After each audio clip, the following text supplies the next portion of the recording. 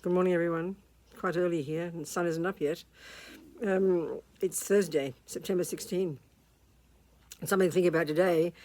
We've done this before, and it's always amazing. Is speech.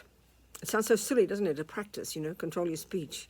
In the way we think about ourselves in the world, we're kind of this big lump of me plodding through life, We know we have a body, and we know there's a speech, and we know maybe we think we have a mind, but we probably think it's our body, it's a brain, it's okay.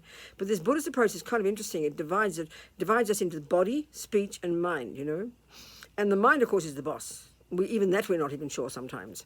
We just think, I do something, But if we really analyze it, everything starts with the mind. So that's why we have to finally become actually the real job is being our own therapist. Unpacking and unraveling, identifying, looking at, seeing clearly what goes on in the mind. Because the mind drives the body and speech. The body and speech is, so what's the relationship, what's the point of this? Because that's what other people see. They can't see our mind. They see what we show. They see the way we behave, and they see how we speak, and that's what impacts upon others. That's how we benefit others, and that's how we harm others. So given that the very first level of practice then, the entire job, the actual job is to watch your mind, is to change the mind. That's the job of being a Buddhist. But you've got to control the servants of the mind first, because that's what they're the troublemakers. Okay, we'll forget about the good makers too.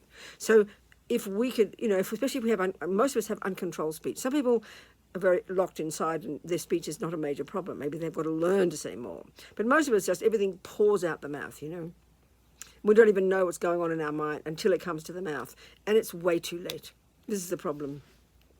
So, of course, where does this happen? Not on the street necessarily, but it happens in our relationships, the intense relationships, the close ones, parents, beloveds, close friends, siblings, so on, So we've got to watch our speech. So somehow, if you do that practice every day called the four opponent powers, it's kind of at the end of the day, you clean up your act, and you make a decision.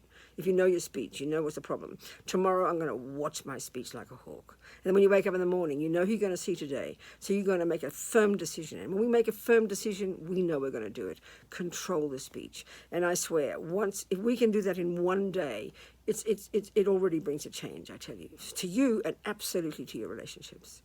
So give it a try. Control your speech. Be very cautious,